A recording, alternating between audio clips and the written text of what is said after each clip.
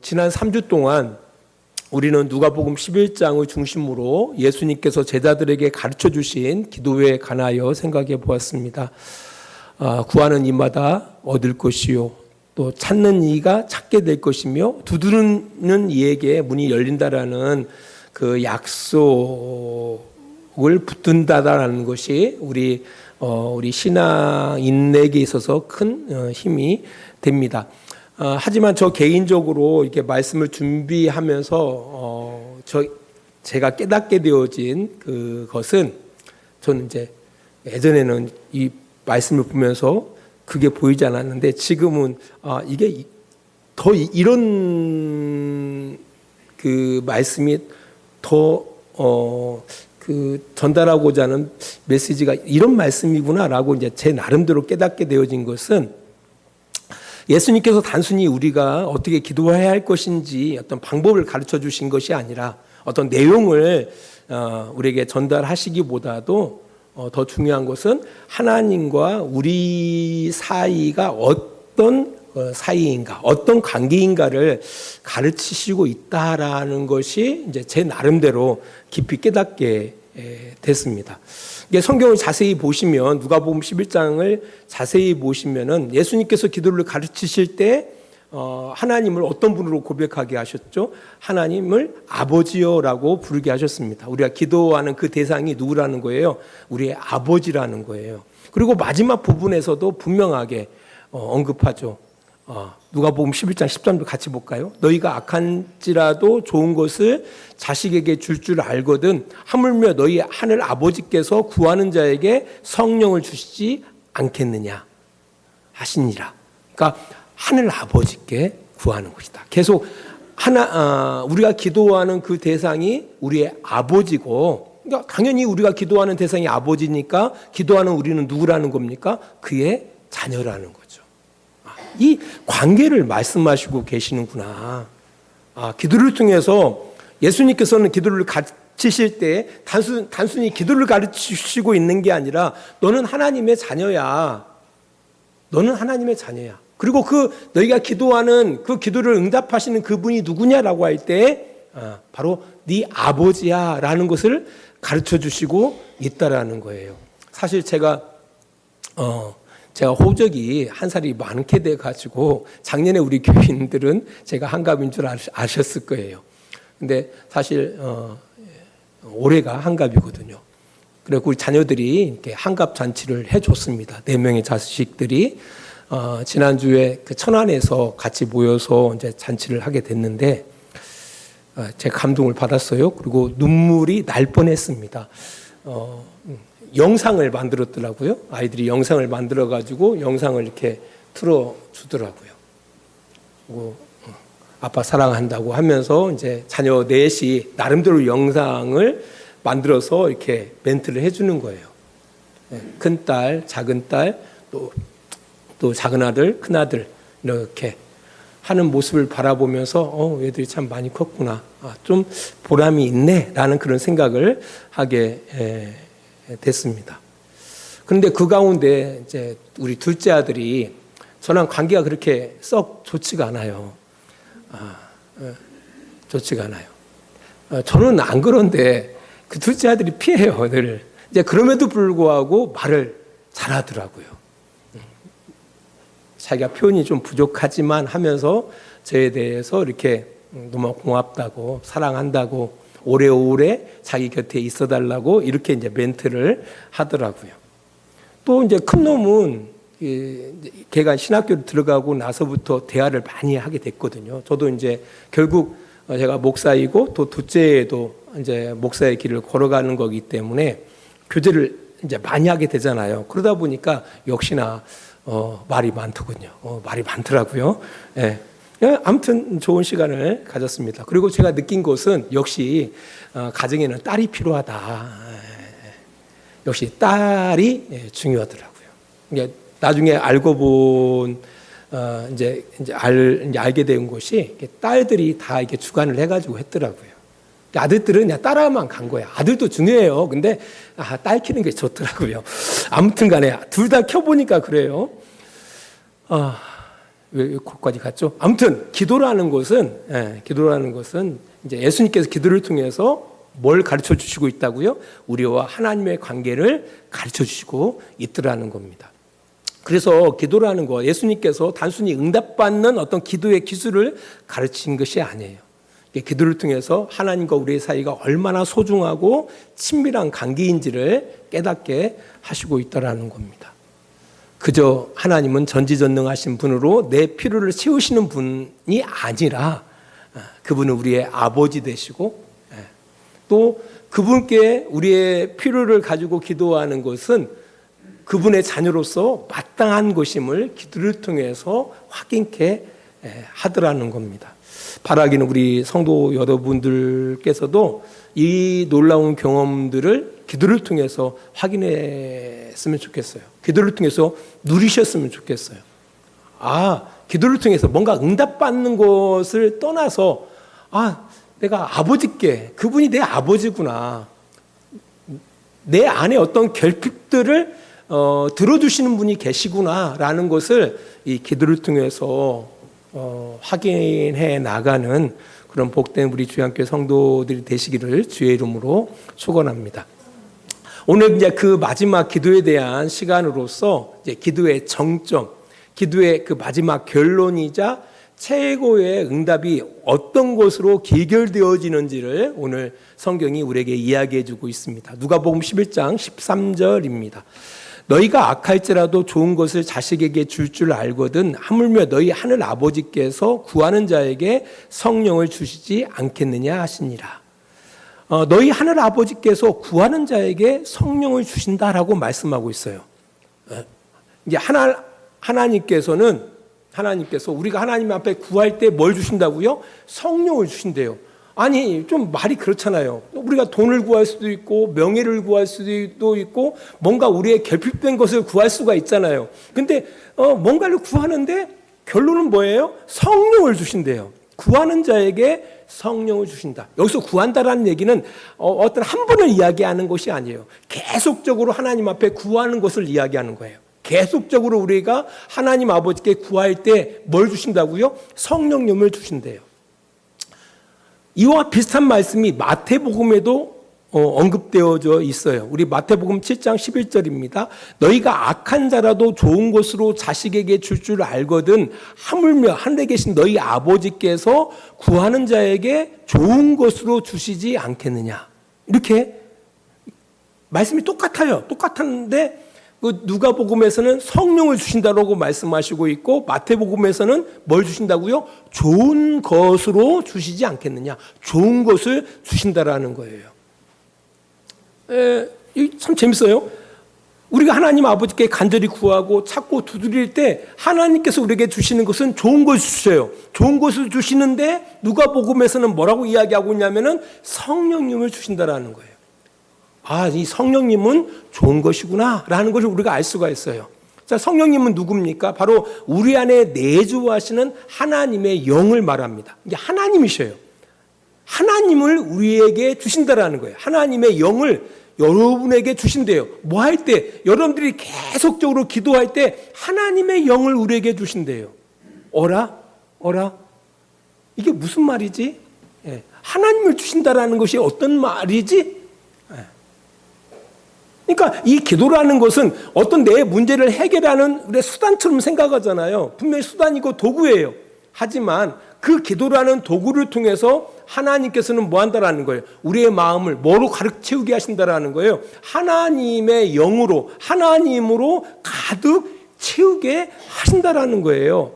그러니까 결국 기도라는 것은 내 욕심과 탐욕을 채우는 것이 아니에요. 기도라는 것은 결국은 그러니까 출발할 때는 나의 결핍을 하나님 앞에 구하는 거거든요. 나의 필요들을 하나님 앞에 구하는 거거든요. 근데 그렇게 구하다 보면은 결국 우리의 마음에 뭐가 채워진다라는 겁니까? 하나님이 채워진다라는 거예요. 하나님의 영이 채워진다라는 그런 의미가 기도 가운데 담겨져 있다라는 겁니다. 결국은 기도의 그 결론은 바로 어디에 있느냐라고 할 때 우리가 하나님께 기도할 때 결국 하나님의 영이 우리의 마음을 가득 채우신다는 거예요. 하나님이 우리의 마음에 하나님으로 가득 채워진다라는 거예요.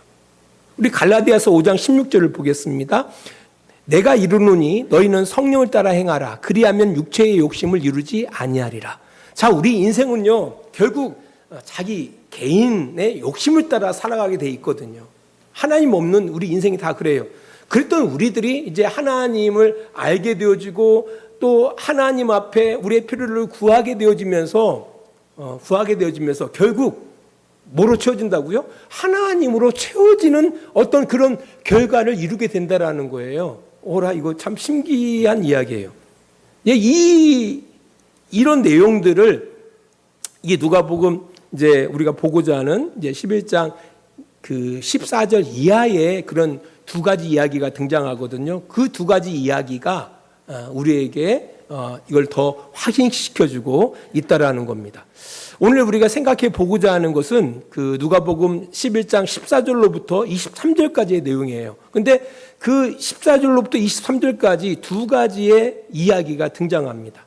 첫 번째 이야기는 예수님께서 말 못하게 하는 귀신을 쫓아내신 사건이에요. 첫 번째 이야기는. 이게 예수님께서 귀신을 쫓아내요. 그 사람이 말하게 되어지죠. 이 말하게 되어질 때에 이를 본 사람들이 놀라운 반응을 행합니다. 또 한편으로는 예수를 비방하기도 해요.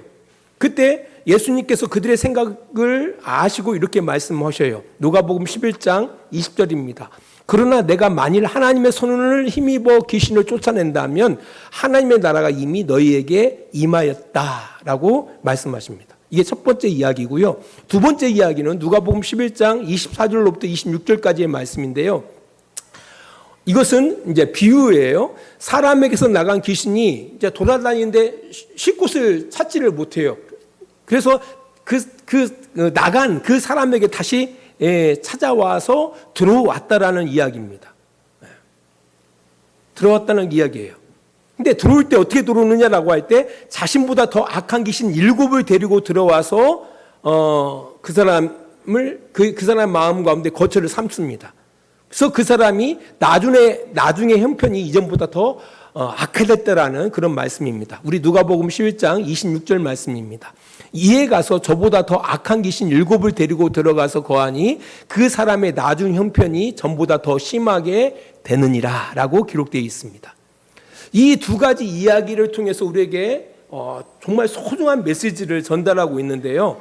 특별히 첫 번째 이야기를 통해서는 두 가지 메시지를 전달해 주고 있어요. 이게 첫 번째 메시지는 우리가 하나님 앞에 기도한다라는 것은 곧 하나님께서 우리에게 생명을 주셨다라는 증거가 된다라는 거예요. 이게 중요해요. 그러니까 우리 성도님들 얼마나 기도하고 있는지는 모르겠어요. 근데 적어도 여러분들이 하나님 앞에 기도할 때 그 기도한다라는 그 자체가 매우 중요한 사건이라는 거예요. 어떤 중요한 사건이냐라고 할 때, 하나님의 생명이 우리 가운데 있구나라는 것을 확인하는 사건이라는 거예요. 자, 누가복음 11장 14절을 보겠습니다. 예수께서 한 말을 못하게 하는 귀신을 쫓아내시니 귀신이 나가매 말 못하는 사람이 말하는지라 무리들이 놀랍게 여겼으나 라고 이야기하고 있습니다. 여기서 놀랍게 여겼다라는 이 단어는 뭡니까? 이것은 어떤 신비, 그러니까 신의 행함으로 말미암아서 그 사람들이 경탄한다라는 그 차원에서의 놀랍다라는 의미예요. 그러니까 이 사람이 아무튼 귀신 들려서 말을 못해요. 왜? 그 귀신이 말 못하게 하는 귀신이었는가 봐요. 그 주변 사람들은 다 알죠. 이 사람은 귀신 들려서 말을 못하는데 갑자기 말하게 된 거예요. 사람들이 놀라죠.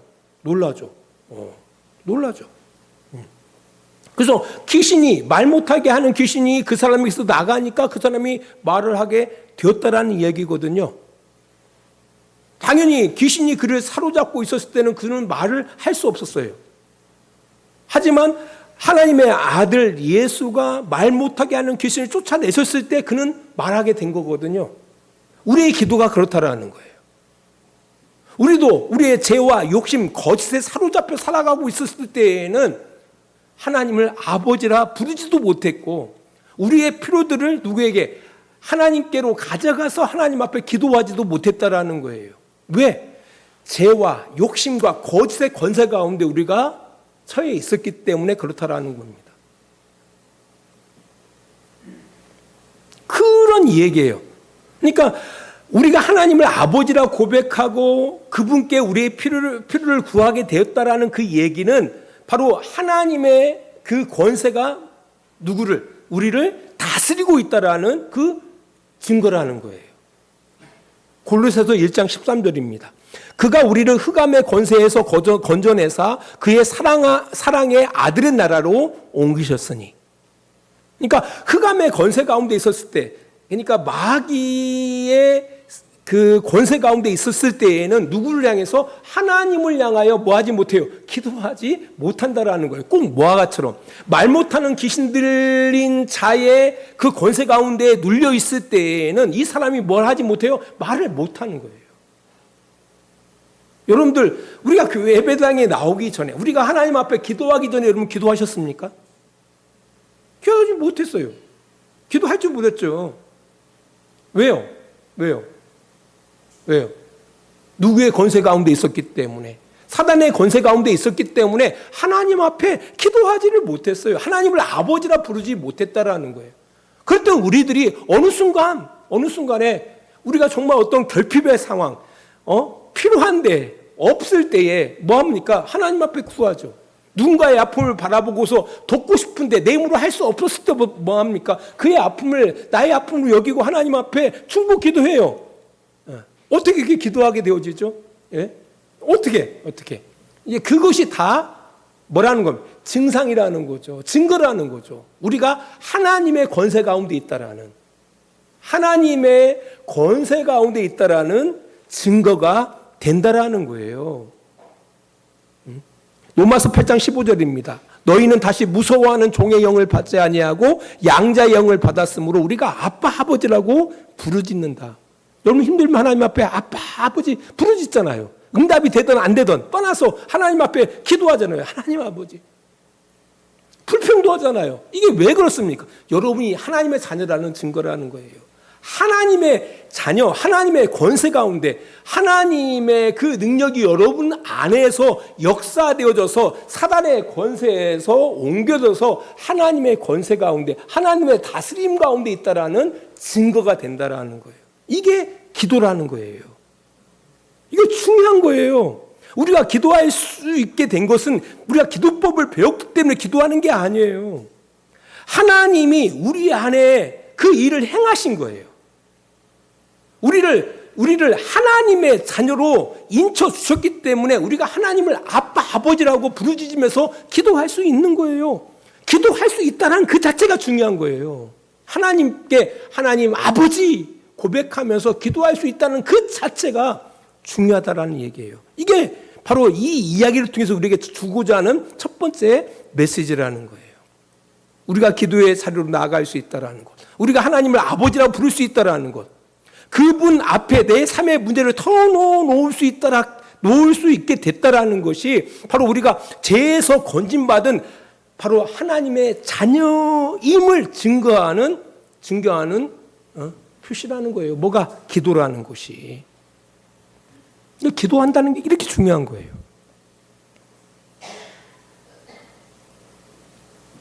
하나님과 대화한다는 것도 되겠죠. 그래서 사단의 손에서 건져내셨다라는 최고의 증거가 기도예요. 최고의 증거가 기도입니다. 그러니까 여러분 기도하셔야 돼요. 내가 하나님의 자녀 되어짐을 확인할 수 있는 최고의 것이 바로 기도입니다. 꼭 응답이 되고 안 되고를 떠나서 기도한다라는 것은 내가 하나님의 자녀구나. 하나님이 내 아버지시구나. 이걸 확인할 수 있는 것이 바로 기도입니다. 그러니까 하나님을 향해서 입이 열려지는 거 아닙니까? 기도를 하는 게.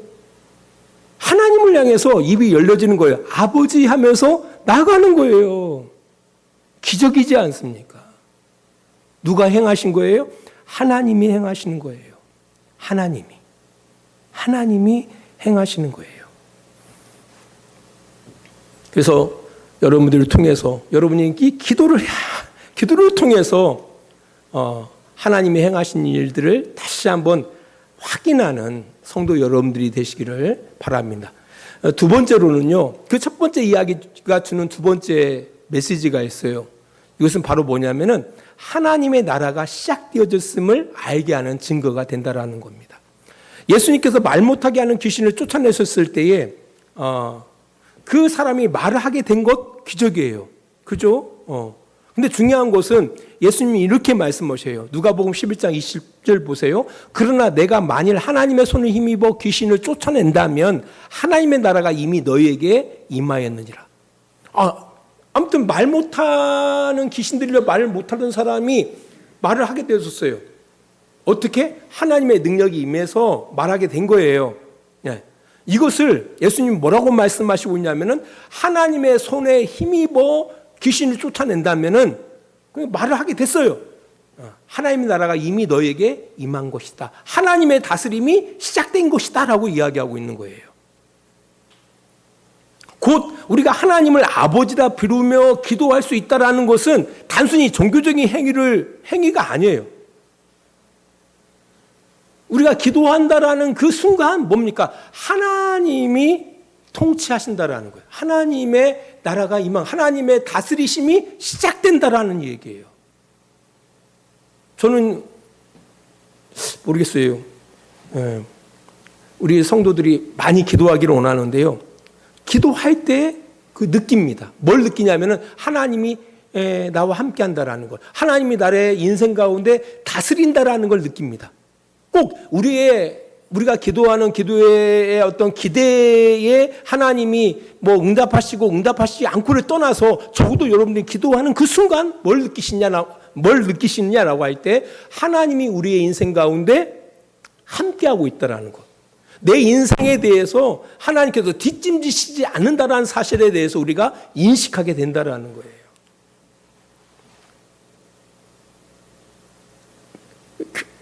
그런 경험이 없는 사람들은 뭡니까? 기도하지 않는다는 얘기죠. 기도하지 않기 때문에 그 경험을 하지 못하는 거예요. 응답은 그 다음이에요. 중요한 것은 기도할 때 비로소 하나님이 우리와 함께 하시는구나. 하나님이 우리의 인생 가운데 다스리시는구나. 하나님께서 우리의 아픔에 대해서 모른 채 하시지 않구나.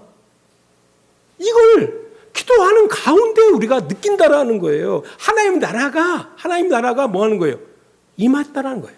하나님의 나라가 이미 너희에게 임했다. 꼭 뭐와 같처럼 말 못하는 이 사람이 말을 하게 됐잖아요. 말하게 돼요. 어떻게 말하게 됩니까? 그 안에 그를 지배했던 말 못하게 하는 그 신이 쫓아나감을 통해서 말하게 된 것처럼 말하게 돼. 그래서 하나님이 일하신 거 아닙니까? 그 사람에게 일하시는 것처럼 우리가 하나님 앞에 기도할 때 기도하는 그 순간에 이미 하나님이 우리의 인생 가운데 뭐 하시고 있다라는 거예요? 일하시고 있다는 거예요. 하나님이 우리의 인생을 다스리고 있다라는 증거가 된다라는 거예요. 그래서 우리가 기도하는 그 순간에 이미 우리는 뭘 경험하게 되어지죠? 하나님의 다스림을 경험하게 된다라는 거예요.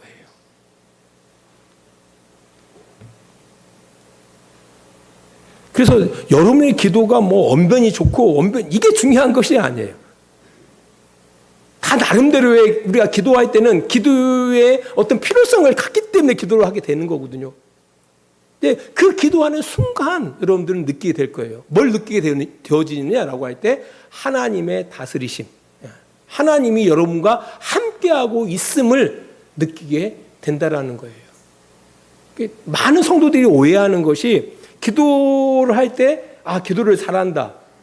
기도를 못한다. 이런 것들이 우리 안에 있어요. 내가 언변이 안 좋으니까 나는 기도를 못해라고 이야기하지만 그게 다 오해예요. 제가 지난주죠. 어떤 권사님이 그런 얘기를 하더라고요. 그 교회에 어떤 분들이 기도에 시험이 들어가지고 교회를 안 나온대요. 이게 왜 그런가 했더니 대표교도를 갖다가 이제 세워놨는데 목사님이 그 평가를 한대요. 갖고 대표기도를 하면은 이분의 기도는 뭐가 좀 부족해서 100점 주기는 그렇고 한 70점 정도 이런 식으로 멘트를 해버린대요. 그래가지고 그런 멘트에 그 대표기도를 맡은 성도님들이 시험을 받아가지고 그 대표기도가 이렇게 딱 정해진 그 주에는 나오질 않는데요. 만약 3일밤 대표기도가 있으면 3일밤 나오질 않고요. 주일날 대표기도가 있으면 주일날 나오질 않는 거예요. 그러니까 이 목사님이 어떤 기준으로 평가하는지는 모르겠지만 시험 들만 하죠. 기도는 언변 갖고 이루어진 기도를 하는 게 아니에요. 언변을 가지고서. 사실 저는 우리 주양교회 우리 성도님들이 기도할 때 많이 저 스스로 기도를 통해서 많이 이렇게 도전을 받거든요. 은혜를 저도 입거든요. 저는 개인적으로 우리 성도들 전체를 다 시키고 싶어요. 돌아가면서. 아마 할 거예요. 봐서. 네. 근데 중요한 것은요, 이 기도하는 그 순간 이미 우리는 뭘 경험하는 현장이라는 거예요? 하나님의 임재를 경험하는 현장이 된다라는 거예요. 그래서 우리 성도님들이 하나님을 경험하고 싶다고, 정말 하나님을 경험하고 싶잖아요. 그러면 뭐 하시면 돼요? 하나님 앞에 기도하시면 되는 거예요. 하나님 앞에 기도할 때 하나님의 나라를 경험할 수가 있습니다. 아, 하나님 나와 함께 하시는구나. 하나님이 나를 다스리시고 계시는구나. 라는 것을 배우게 되어집니다. 깨닫게 되어집니다. 이제 마지막으로 이 두 번째 이야기가 있잖아요. 이제 그 한 귀신이 사람에게서 나왔는데 어디에 들어갈 데가 없어서 다시 그 사람에게로 들어간다라는 그 이야기예요. 이 이야기에 우리에게 주는 세 번째 메시지가 있거든요. 누가복음 11장 26절입니다. 이에 가서 저보다 더 악한 귀신 7을 데리고 들어가서 거하니 그 사람의 나중 형편이 전보다 더 심하게 되느니라. 자, 예수님께서는요, 귀신이 나간 뒤에 그 마음이 비워 있으면 뭐 할 수 있다라는 거예요. 더 악한 귀신이 다시 들어와 나중 형편이 이전보다 더 나빠질 수 있다라고 경고하시고 있다라는 겁니다. 여기서 비워 있다라는 것은 어떤 의미일까요? 자, 보세요. 우리가 예수 그리스도로 말미암아서 이제 우리가 하나님의 자녀가 되어졌어요. 이제 하나님의 자녀가 되었을 때 우리는 두 가지 선택을 할 수가 있습니다. 어떤 선택이냐면은 이전처럼 자기가 주인이 되어져서 자기의 욕심대로, 자기의 탐욕대로, 자기의 야망대로 살아갈 수 있는 한 가지 길이 있고요. 또 한 가지는 이제 내가 하나님의 자녀가 되어졌으니까 하나님의 뜻대로 살아가야지라는 그 또 길이 있어요. 이 두 가지의 뭡니까? 선상 가운데 있는 거예요. 이게 비워진 상태입니다. 비워진 상태. 사실 우리가 신앙생활을 하게 되어진 동기를 바라보면 나름대로 다양한 어떤 스토리들이 있어요. 어떤 사람은 부모님 손잡고 편안하게 이렇게 신앙생활을 하게 되어진 사람이 있는가 하면은 어떤 사람은 우여곡절 끝에 신앙생활을 하게 된 사람들도 있어요. 다양해요. 근데 중요한 것은 그 다양한 그런 상황 속에서 신앙의 출발선에 섰을 때 살아가야 할 어떤 방향은 동일해요. 살아가야 할 것은. 그러니까 어떤 상황 속에서 우리가 하나님을 믿게 됐는지에 대해서는 다양하겠죠. 하지만 우리가 하나님을 믿고 살아가야 하는 어떤 삶의 어떤 그 방향은 분명해요. 우리가 이제는 하나님의 뜻대로 살아가야 한다라는 것은 분명하다라는 거예요. 그러니까 예전에는 자기의 욕심에 이끌려서 우리의 삶을 살아갔다 한다라면은 우리가 이제 하나님을 이제 믿고 이제 하나님 안에서 살기를 원한다 한다라면은 뭡니까? 당연히 하나님의 뜻대로 살아가야죠. 이것은 모든 사람들에게 주어진 당연한 어떤 길이에요. 바로 이제 그 상태. 그러니까 내가 악을 선택할 수도 있고 선을 선택할 수도 있고 하나님과 함께 살아갈 수도 있고 아니면은 하나님을 등지고 살아갈 수 있고 이 선택의 기로 이것을 빈 마음이라고 생각하면 돼요. 이제 그 상황에서 우리가 하나님의 뜻을 선택하지 않고 살아갈 때 어떻게 할 수 있다라는 겁니까? 아까 이야기했던 것처럼 저보다 더 강력한 귀신 7을 데리고 와서 우리를 지배할 수 있다라는 거예요. 그래서 하나님과 동행할 것인가? 아니면 이전처럼 거짓 유혹돼서 자기의 탐욕대로 살 것인가, 그 기로에서 어떤 선택을 할 것인가에 대해서 이 이야기가 우리에게 뭔가 메시지를 전달해주고 있다라는 거예요. 그래서 결국은 뭡니까? 우리가 그 빈 마음 상태에서 우리가 성령의 인도하심 가운데 살 것인가, 아니면은 아까 말씀드렸던 것처럼 거짓에 유혹되어져서 탐욕대로 계속 살 것인가, 이 기로 가운데 우리가 어떤 선택을 할 것인지에 대해서 오늘 본문이 이야기해주고 있다라는 겁니다. 그래서 이 이야기는 우리가 어떻게 살아야 한다? 성령의 인도하심을 따라서 살아야 한다라는 것을 우리에게 이야기해주고 있다. 하나님과 동행하는 삶을 살아야 한다. 성령과 동행하는 삶을 살아야 한다라고 말씀하고 있는 겁니다. 그래서 우리가 구하는 자에게, 찾는 자들에게, 또한 두드리는 자들에게 뭘 주신다고요? 성령을 주신다라는 말씀이 바로 여기에 있다라는 겁니다. 여기에 있다라는 겁니다. 그러니까 성령과 함께 동행할 때에 하나님이 우리를 구원하신 궁극적인 목적을 이룰 수가 있기 때문에 좋은 것, 우리에게 가장 좋은 것이 뭐냐라고 할 때 바로 성령을 우리에게 주신다라는 겁니다. 그래서 기도라는 것은 단순히 뭔가 우리의 필요들을 하나님 앞에 구해서 얻는 것도 중요하지만 그런 과정을 통해서 하나님은 신뢰할 수 있는 분, 우리가 믿고 따를 수 있는 분 하면서 어쩌로 넘어가죠? 바로 성령과 함께 동행하는 삶을 살게 되는 겁니다. 그럴 때 우리가 비로소 하나님의 형상을 이루어 가는 거죠. 이게 결국 우리의 신앙이라는 게 우리의 모든 살다 보면 여러 가지 결정들이 있잖아요. 그래서 하나님 앞에 묻고 뜻을 묻고, 그죠? 네, 뜻을 묻고. 또 우리의 감정이 요동칠 때 하나님의 위로를 구하고요. 네. 그잖아요. 그런 과정을 통해서 우리가 하나님과 함께 걸어가는 것을 배우는 과정들이 그렇게 키워가는 과정들이 바로 기도라는 것을 우리에게 이야기해주고 있다라는 겁니다.